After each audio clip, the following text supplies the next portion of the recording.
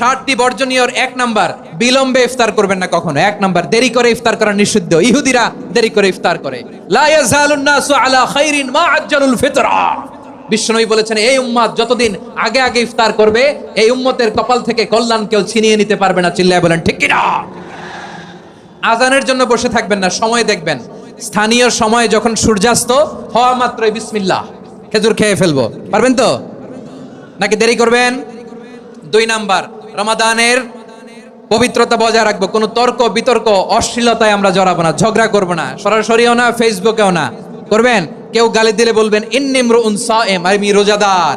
আল্লাহর হাবিব শিখিয়েছেন, কেউ যদি তোমার গালি দেয়, কটু কথা বলে, অশ্লীল কথা বলে, রমজানে তুমিও বলতে পারবে না। তুমি বলতে পারবা ইন্নিমরুউন সায়েম, আমি রোজাদার।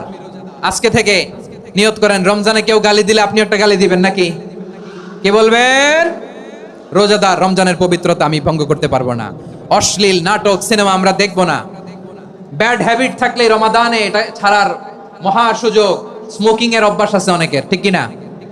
চাঁপাইনবাবগঞ্জে আপনারা স্মোকিং করেন? ইয়াদা কাওলা যুরি ওয়াল আমালা বিহি ফালাইসা লিল্লাহি হাজাতুন ফি আইয়াদা তাআমাহু ওয়া শারাবা।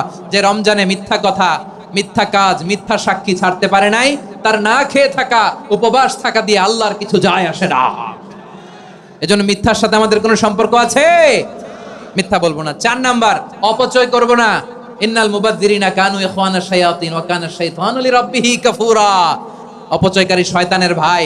আচ্ছা, যে শয়তানের ভাই ও নিজেও আরেকটা কি? শয়তান। যে শয়তানের ভাই ও নিজেও আরেকটা কি?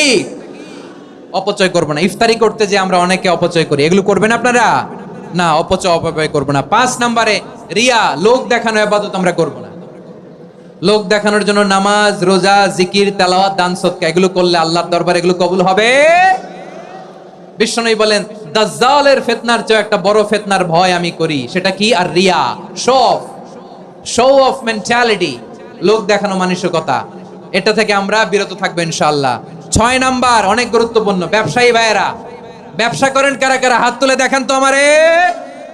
মাশাআল্লাহ, হাত নামান। ব্যবসায়ী ভাইয়েরা, অনেক অসাধু ব্যবসায়ী আছে, রমজান আসলে নিত্য প্রয়োজনীয় পণ্যের মূল্য বৃদ্ধি করে দেয়। এরকম আছে না নাই? এগুলো করবেন না। মজুদদারি করবেন না।